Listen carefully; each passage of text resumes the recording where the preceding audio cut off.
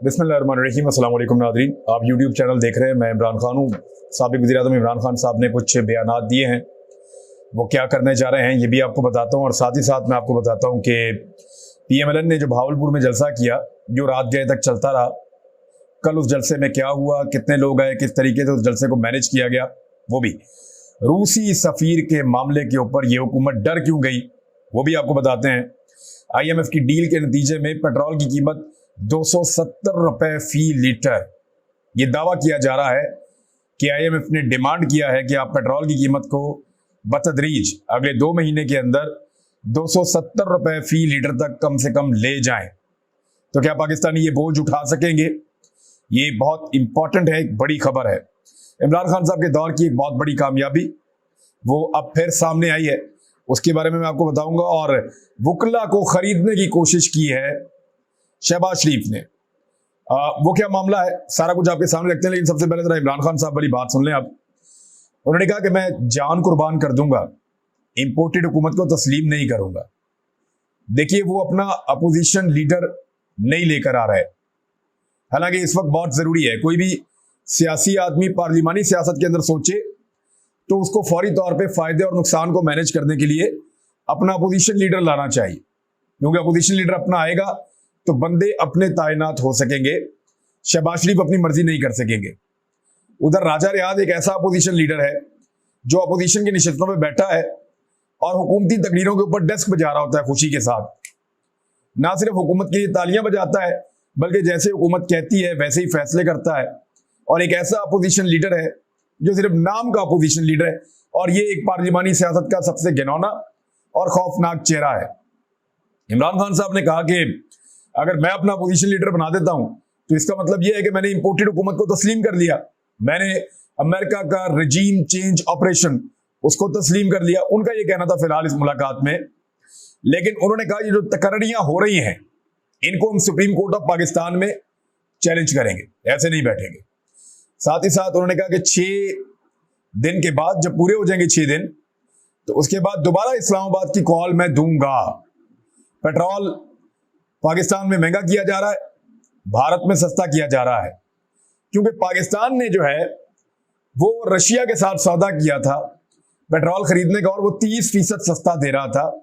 भारत ने भी रशिया के साथ सौदा किया था और भारत को वो 20% सस्ता दे रहा था। तो भारत ने सस्ता तेल खरीद के अमेरिका की बात नहीं मानी और अपने गरीब लोगों को फायदा दिया। पाकिस्तान ने अमेरिका की बात मानी, अपने हुकूमत तब्दील की, रजीम तब्दील किया और रशिया से सस्ते पेट्रोल के मुआहदे मनसूख कर दिए। ये हमारे पास द ट्रिब्यून अखबार की एक खबर भी है, एक्सप्रेस ट्रिब्यून की। उसमें लिखा है कि government doesn't rule out oil wheat import from Russia. ये जिस चीज से भाग रहे थे अब उस चीज को खुद तस्लीम कर रहे हैं। ये कह रहे थे कि रशिया के साथ तो कोई बात ही नहीं हुई, हमने तो ऐसा कुछ किया ही नहीं, पाकिस्तान तहरीक इंसाफ की हुकूमत झूठ बोलती थी और अभी भी वो झूठ बोल रहे हैं। हमाद अजहर ने डॉक्यूमेंट शेयर कर दिया, वजारत खारजा ने उसकी तस्दीक कर दी और अब गवर्नमेंट उससे भाग नहीं सकती।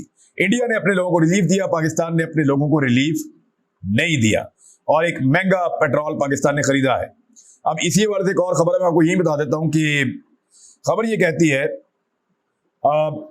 कि सोर्सेज हैं मौजूदा हुकूमत के, इस पे मीर मोहम्मद अली खान साहब है, उन्होंने ट्वीट करके बताया है कि जो मौजूदा हुकूमत के सोर्सेज हैं वो ये बता रहे हैं कि जो गवर्नमेंट ऑफ पाकिस्तान ने डील की IMF के साथ, उसके मुताबिक जो पेट्रोल की कीमत है वो 270 रुपए तक ले जाई जाएगी। यानी अभी मजीद 90 रुपए फी लीटर ज्यादा पेट्रोल की कीमत होनी है, यानी अवाम को पूरी तरह से तबाह करने की एक तैयारी हो रही है। अब आगे इमरान खान साहब ने जो बातचीत की उसमें उन्होंने कहा कि फॉरेन ऑफिस ने कंफर्म भी कर दिया इस बात को जो उन्होंने पहले कही थी, कि उन्होंने कहा कि इस दफा हम पूरी तैयारी करके आएंगे। हमारे ऊपर गुल्लू बट छोड़े गए थे और उन्होंने बहुत नुकसान किया था। सुप्रीम कोर्ट ने माजी में इन्हीं नून लीगियों को सिसिलियन माफिया कहा था। कारकुनों को हमने तैयारी की हिदायत जारी कर दी हैं। मुल्क बचाने का ठेका सिर्फ हमने नहीं उठाया, ये आप सबकी जिम्मेदारी है। इदारों की भी जिम्मेदारी है कि मुल्क तबाह ना हो। अगर मुल्क तबाह हुआ तो फिर जिम्मेदार सब के सब होंगे, ये इमरान खान साहब ने कहा। तो ये तो होगी इमरान खान साहब की बात। और यहीं पे आपको बता देता हूं कि हारून रशीद साहब उन्होंने एक ट्वीट किया है और उन्होंने दावा किया, वैसे हमें ऐसी कोई पिक्चर नजर भी नहीं आई, ये एक खौफजदा हुकूमत है। वजीर आजम से रूसी सफीर ने मुलाकात की तो उसकी तस्वीर जारी नहीं की गई। डरे हुए हुक्मरान का ख्याल था कि अमरीकी नाराज हो जाएंगे। यानी आपको याद है कि अमेरिका, अगर तो देखें जो मुरासला आया था या साइफर आया था, अगर तो इमरान खान साहब झूठ बोल रहे हैं और कोई अमेरिकन साजिश नहीं है, यानी इनको ये लगता है ना कि इमरान खान के रूस पे जाने से अमेरिका को कोई फर्क नहीं पड़ा और अमेरिका ने पाकिस्तान में कोई साजिश नहीं की। यही कह रहे हैं ना कि इमरान खान रशिया गए, अमेरिका को कोई फर्क नहीं पड़ा, अमेरिका ने कोई साजिश नहीं की, पाकिस्तान के लोग महंगाई से तंग थे इसलिए हमने हुकूमत गिराई और आके हुकूमत बना ली है। तो सारे ही झूठ है। महंगाई तो इनके आने के बाद कई गुना और बढ़ गई है। पाकिस्तान के लोग अगर तंग थे तो पूरा पाकिस्तान सड़कों पे है, लोगों को डंडे मार मार के इन्होंने वापस अंदर घुसाने की कोशिश की है। और दूसरा, अमेरिकन साजिश अगर नहीं थी तो अब डरते क्यों हैं? जब रशियन सफीर से मुलाकात की है मुबैना तौर पे, तो फिर इसकी तस्वीर जारी करें और बताएं कि हम रूसी सफीर से मिले हैं। तो जानबूझकर तस्वीर जारी ना करने का मतलब यह है कि ये जानते हैं कि अमेरिकन इस बात से नाराज होते हैं, तो अमेरिकन की इंपोर्टेड हुकूमत जो है वो अमेरिकन की नाराजगी नहीं लेना चाहती। अब आ जाए जो मरियम नवाज साहबा का जलसा हुआ भावलपुर में। सबसे पहले तो मैं आपको ये बता दूं, मेरे पास सबूत मौजूद हैं और मेरे मोबाइल फोन के अंदर वो वीडियोज भी है कि लोग वहां पे बेचारे शिकायतें कर करके भेज रहे हैं कि हम पिछले 2-3 दिन से जब भी आते हैं सरकारी दफातर में काम के लिए, तो हमें बताया जाता है कि तमाम सरकारी जितना भी अमला है वो मसरूफ है, PHA का हो या पटवारी हो या तहसीलदार हो या बाकी जो जितने भी महकमों के लोग हैं, मिसाल के तौर पे वहां पे गिरदावर होते हैं और पता नहीं और कौन कौन सी अजीब किस्म के इसमें होते हैं, महकमा माल के और दीगर महकमों के बहुत सारा जो है वो लोअर स्टाफ होता है, PNs होते हैं और दीगर स्टाफ होता है, पुलिस वाले। तो इन सबको ये अहकाम है कि आपने मरियम नवाज के जलसे को कामयाब बनाना है। तो आसपास की तहसीलों में किसी किस्म का कोई काम हो नहीं रहा था भावलपुर और उसकी सराउंडिंग में, और जलसे को कामयाब बनाने के लिए जितनी भी सरकारी मशीनरी सबको इस्तेमाल किया गया। सरकारी गाड़ियां इस्तेमाल की गई, पुलिस की गाड़ियों के अंदर तंबू टेंट कनाते मुझाई गई, सरकारी गाड़ियों के साथ PMLN के झंडे लगाए गए, उनके बैनर और पोस्टर जो है वो सरकारी मुलाजमीन ने बांधे, सरकारी वसाइल इस्तेमाल किए गए, सरकारी जनरेटर इस्तेमाल किए गए और चोरी की बिजली भी इस्तेमाल की गई। यानी जलसे में जो बिजली इस्तेमाल की गई, वैसे तो लोड शेडिंग पाकिस्तान में बात हो रही है, डॉलर्स बचाने के लिए लोड शेडिंग की जाती है, लेकिन मरियम नवाज के जलसे में जो बिजली इस्तेमाल की गई वो चोरी की बिजली इस्तेमाल की गई। और उस बीच में ये कहा गया कि लोड शेडिंग नहीं होनी चाहिए और वहां पे चोरी की बिजली को इस्तेमाल किया गया मरियम नवाज के जलसे को कामयाब बनाने के लिए। पटवारियों ने बहुत बड़ी तादाद में, सरकारी मुलाजमीन ने वहां इकट्ठे होकर पहले मरियम नवाज के इस्तकबाल के लिए एयरपोर्ट पहुंचे और उसके बाद पूरे प्रोटोकॉल के साथ उनको मुख्तलिफ महकमों के लोग लेकर आए और वहां पे सरकारी लोगों को बिठाया गया।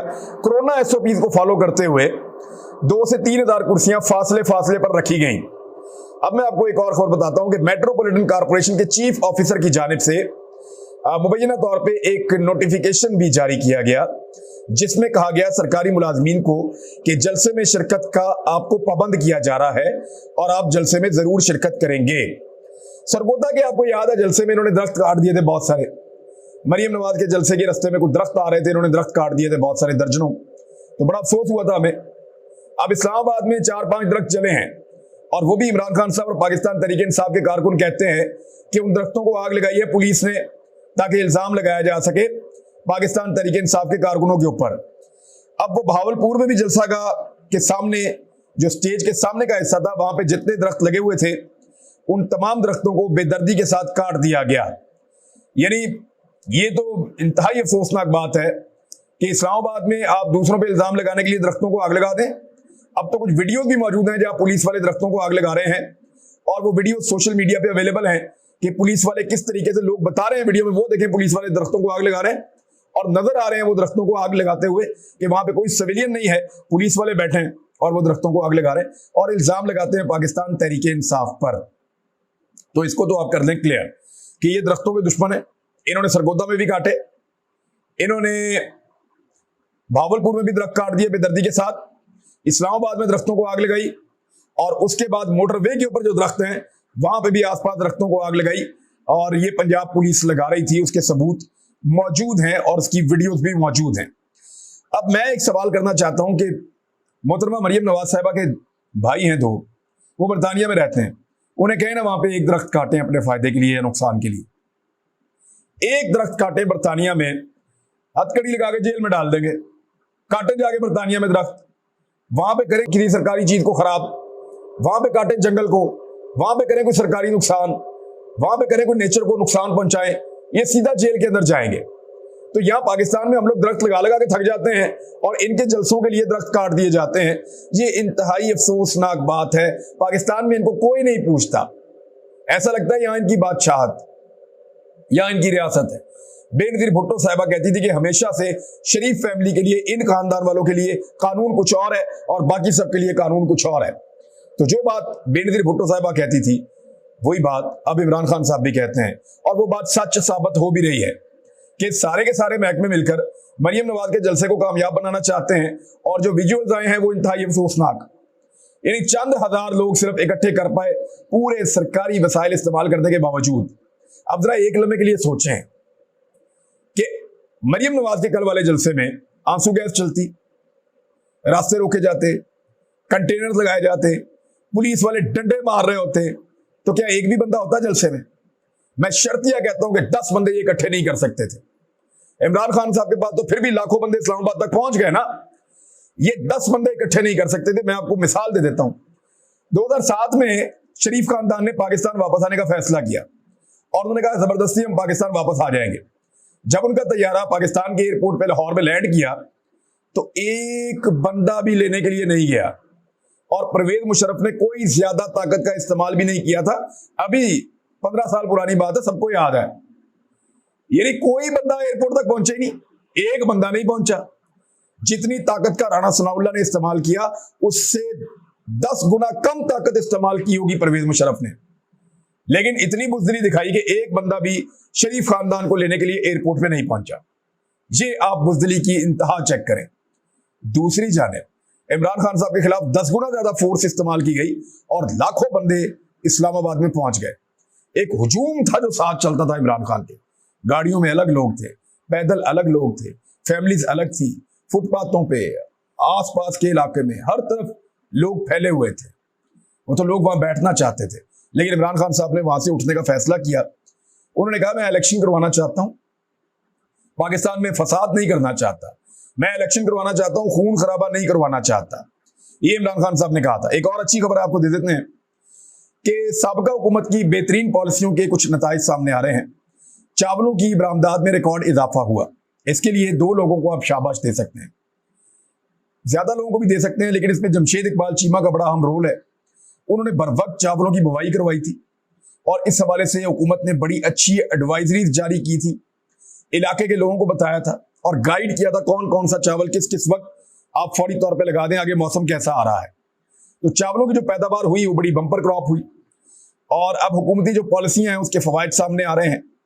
चावल के हुजम में 22%, जबकि वजन में 24% इजाफा हुआ है।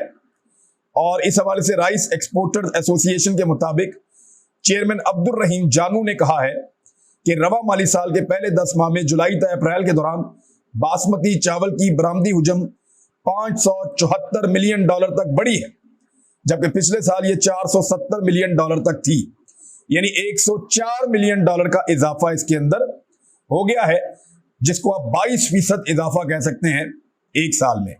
तो ये एक बड़ी कामयाबी है पाकिस्तान तहरीक इंसाफ की हुकूमत की। यानी उनकी हुकूमत चली गई है लेकिन उसके सम्राट अभी भी मौजूद हैं। अगले साल तक शायद ये सम्राट ना हो, क्योंकि इंपोर्टेड सरकार बहुत तेजी से हर चीज को तबाह करती चली जा रही है। अगर पेट्रोल इतना महंगा हो गया जितना सुनने में आ रहा है तो पाकिस्तान में गरीब आदमी को फाकों के अलावा और कुछ में असर नहीं होगा। एक और चीज ये है कि वकला, क्योंकि बहुत बड़ी तादाद में खासतौर पर नौजवान वकला और उनके अंदर बड़ा शऊर वाले लोग होते हैं, वकला दलेर भी ज्यादा होते हैं, शऊर भी उनमें बड़ा शानदार होता है, पढ़ा लिखा एक तबका है, चीजों को समझते हैं, बुज़दिल नहीं होते। तो वकला ने बहुत बड़ी तादाद में इमरान खान के साथ खड़े होने का फैसला किया था। उनकी तंजीमों के नुमाइंदगान बाज जो हैं वो डंडी मार जाते हैं, लेकिन वकला ने लाहौर में साबित किया कि वो सब इमरान खान के साथ खड़े होंगे। मुख्तलिफ बार्स राब्ता कर रही थी और यहाँ पे शहबाज शरीफ साहब ने दाव मारते हुए अपना पुराना तरीका वारदात सरकारी खजाने का मुंह खोल दिया। और बार काउंसिल एसोसिएशन के लिए 20 करोड़ रुपए की ग्रांट की मंजूरी दे दी। अब वकला को क्या करना है? ये पैसा तो उनका अपना है, ये तो सरकारी पैसा है। शहबाज शरीफ ने 20 करोड़ अपनी जेब से तो नहीं दिया। आप ये सरकार का पैसा लें, लेकिन बात अपने दिल की सुने, बात सुने आजादी की, बात सुने खुद मुख्तारी की। और पाकिस्तान की आजादी और खुद मुख्तारी के अंदर पाकिस्तान के वकला सबसे आगे बढ़ के सबसे शानदार रोल प्ले कर सकते हैं। शहबाज शरीफ को खतरा इस बात का भी है कि पिछले दिनों जो विजुअल्स आ रहे हैं जिनमें वकला को गाड़ियों से निकाल कर डंडों से मारा जा रहा है, इसके ऊपर जो शहबाज शरीफ के करीबी वकला है उन्होंने उसको बताया कि मियां साहब वकीलों के अंदर बहुत गुस्सा है और जिस तरीके से आपकी पुलिस ने वकीलों पर टॉर्चर किया है, वकला इसका रद्द अमल देना चाहते हैं और आने वाले दिनों में आपको इस रद्द अमल का सामना करना पड़ेगा। तो उनको लगता है कि वो पैसे से सब कुछ खरीद सकते हैं। तो इस मर्तबा वकला का भी इम्तिहान है। पाकिस्तान का मीडिया तो पैसों से खरीद लिया, पाकिस्तान की बहुत सारी और चीजें तो पैसों से खरीद ली, सियासतदान भी पैसों से खरीद लिए, हुकूमत भी पैसों से खरीद ली, हर चीज बना ली उन्होंने अपनी, पुलिस भी, निजाम भी ताकत से, पैसे से, असर से खरीद लिया। तो क्या वो वकला को भी खरीद पाएंगे? वकला जो हैं कायदे आजम मोहम्मद अली जिन्ना के जानशीन हैं, उनसे हमारी उम्मीदें जरा बुलंद हैं। अब तक के लिए इतना ही। अपना ख्याल रखिएगा, अपने इस चैनल का भी। अल्लाह हाफिज।